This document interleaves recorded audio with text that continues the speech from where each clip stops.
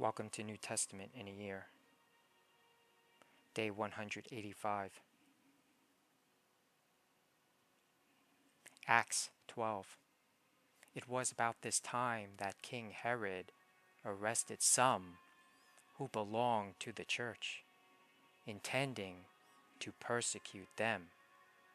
He had James, the brother of John, put to death with the sword.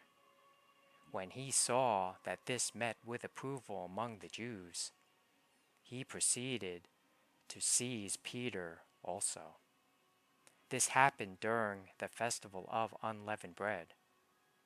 After arresting him, he put him in prison, handing him over to be guarded by 4 squads of 4 soldiers each.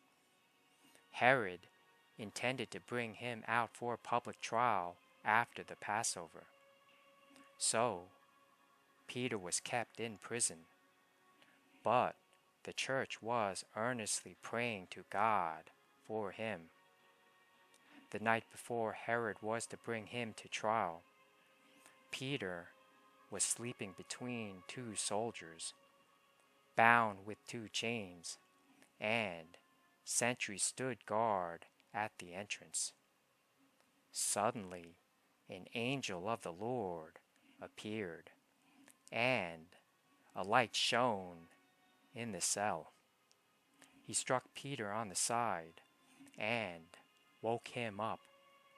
"Quick, get up," he said, and the chains fell off Peter's wrists. Then the angel said to him, "Put on your clothes and sandals." And Peter did so. "Wrap your cloak around you and follow me," the angel told him. Peter followed him out of the prison, but he had no idea that what the angel was doing was really happening. He thought he was seeing a vision. They passed the 1st and 2nd guards and came to the iron gate leading to the city. It opened for them by itself, and they went through it.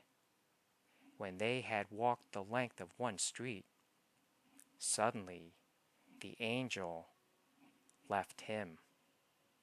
Then Peter came to himself and said, "Now I know without a doubt that the Lord has sent his angel and rescued me from Herod's clutches and from everything the Jewish people were hoping would happen."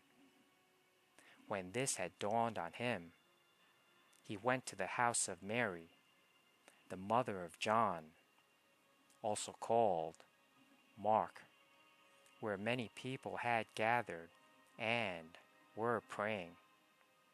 Peter knocked at the outer entrance, and a servant named Rhoda came to answer the door.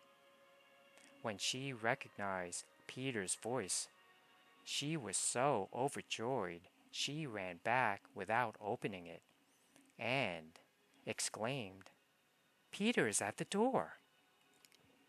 "You're out of your mind," they told her, when she kept insisting that it was so.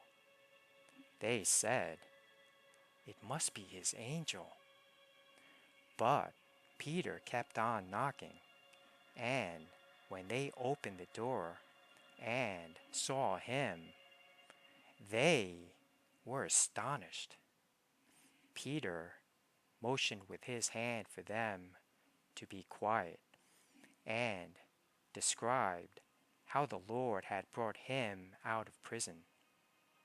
"Tell James and the other brothers and sisters about this," he said, and then he left for another place. In the morning, there was no small commotion among the soldiers as to what had become of Peter.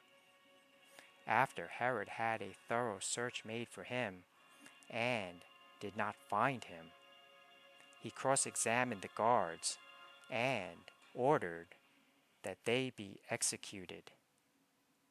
Then Herod went from Judea to Caesarea and stayed there. He had been quarreling with the people of Tyre and Sidon. They now joined together and sought an audience with him. After securing the support of Blastus, a trusted personal servant of the king, they asked for peace because they depended on the king's country for their food supply. On the appointed day, Herod, wearing his royal robes, sat on his throne and delivered a public address to the people.